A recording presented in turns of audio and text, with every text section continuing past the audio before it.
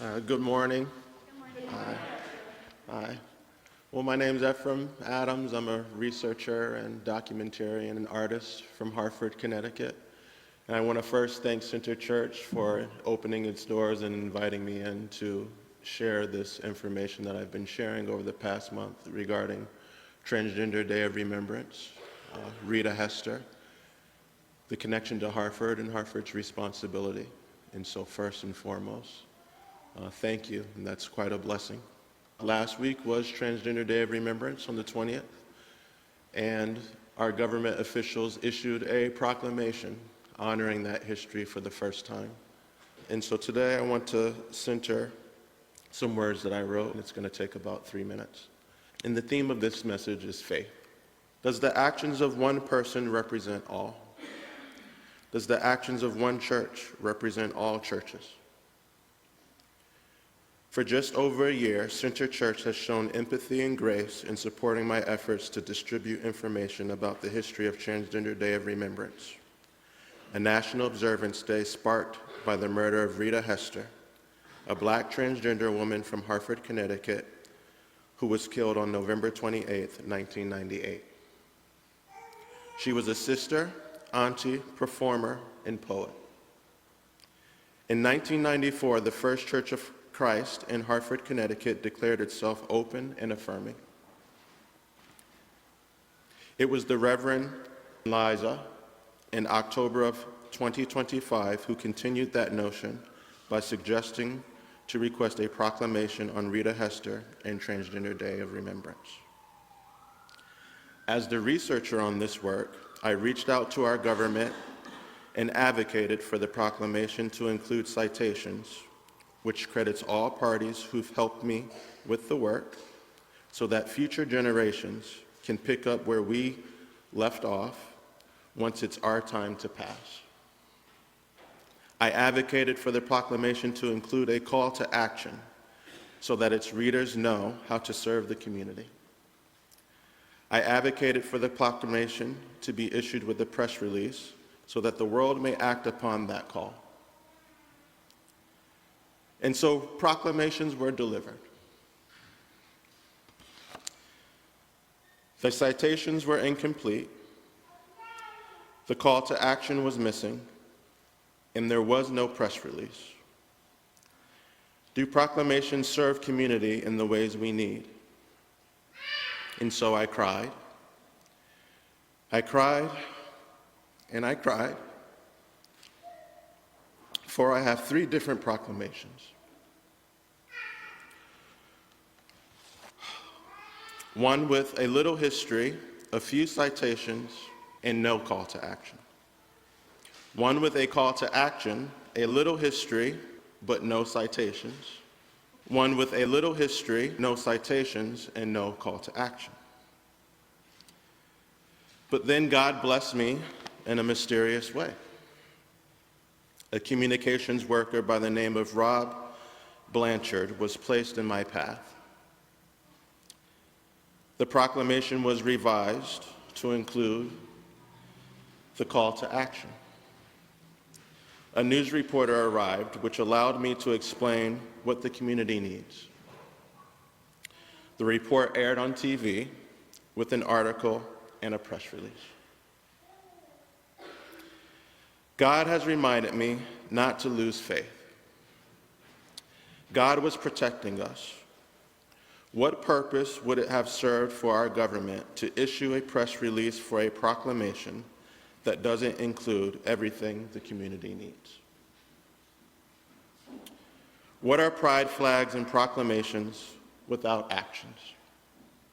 So today is still a joyous day because I can try again.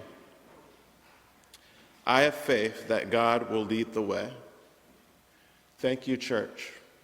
Thank you, Center Church and the First Church of Christ in Hartford. Thank you, Mayor Arunin, for being receptive to this information. And Liza, for activating this path on the request for a proclamation. Have a great morning. Thank you, everyone.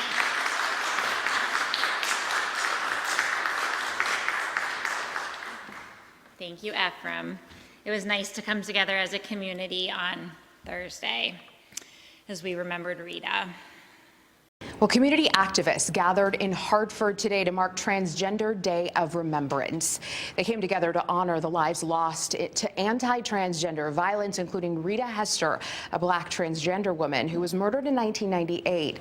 And it sparked this annual observance. Fox 61's Alicia Hercules spoke with people at the event about their message of remembrance and resilience. More than 25 years after Rita Hester's death, people gathered to honor her legacy and their own loved ones who they've lost. People should be people and loved as such. Lynn Waters is at City Hall to remember her daughter, Tia L. Waters, also known as Bubblicious. Her name Bubblicious, she was Bubblicious. There was no place that she didn't go that she didn't want to stand out in. Waters says her daughter was an activist, fashion designer, and drag artist. Bubblicious died in October of last year. Her mother says she touched the lives of many. I've had people that I didn't know come up and say that in talking to her, she saved their life. Ephraim Adamz, the organizer of the event, says none of this would be possible without Rita Hester. And it's her murder that sparked the first Transgender Day of Remembrance in 1998. He is also honoring his auntie, Savannah Rose Rivers Amore, who died last year. He says she was memorialized as a man, something he now raises awareness about. So something we can discuss is accessible estate planning. What legal documents does the community need to have some type of control over their legacies, to be respected as to who they are? Adams says he misses his auntie dearly, but finds comfort in something she always told him. Why blend when you can stand out and stand up for something? Community activists also collected clothing and food donations to distribute to local shelters. In Hartford, Alicia Hercules, Fox 61. Back in the day, I'm like, oh, I have to blend in. And then someone told me, why blend in when you could stand out and stand up for something? And after that, because I tried to live the man life, and every single time I did, I would just feel so unhappy I had to go to therapy.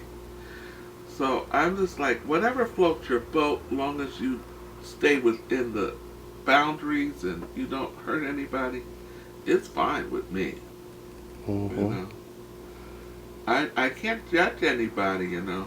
That's not my job. As I tell people nowadays, it's like, as a trans person, you've been dealing and mulling over feelings internally for years.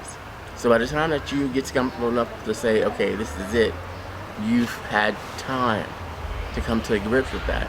I see too many times that people are like, well, oh, you don't love me because you need to accept me as I am. It's like, sweetheart, it doesn't happen that easy. A lot of people have to deal with like their own issues and their own insecurities about looking at their child living a lifestyle that they don't understand. Help them come to the point where they can understand you, show them that you can like be self-sufficient, be, self-aware and live a productive lifestyle. So, they're not worried about you. Because a lot of times that's basically it. A lot of parents are scared because they don't know what their child's going to turn out to be. Instead of always trying to be fierce, try and be educated. I'm Ephraim. Today I'm showing you all a movie, and unfortunately there's going to be some stories involved that might make you sad. But when we get to the end of those sad stories, our goal is to provide some answers so that those sad stories don't happen again, correct? Who knows what a will is? Mm-hmm. Correct. It's a document that you put together before you die. If something were to happen to one of you right now, I want to know whose book bag I'm getting, whose video games I'm going to be keeping. Are you going to leave it to me, to your families, to your siblings? Or are you going to give it away to your friends, okay? When the kids came in, they learned about Rita Hester, how she was a black trans woman from Hartford. Okay. Most of them already knew what being transgender was. Mm-hmm. And so they realized that She inspired a national memorial. And that we rose this flag to bring awareness to Black trans issues. And then we brought these flags here as well to show that this is not the first time that this has been done. Right. Because there's always inter-community discourse. Right. And so this is Savannah's obituary, the one that's not affirming. Why blend when you can stand out and stand up for something? In Northampton 2018 is gonna be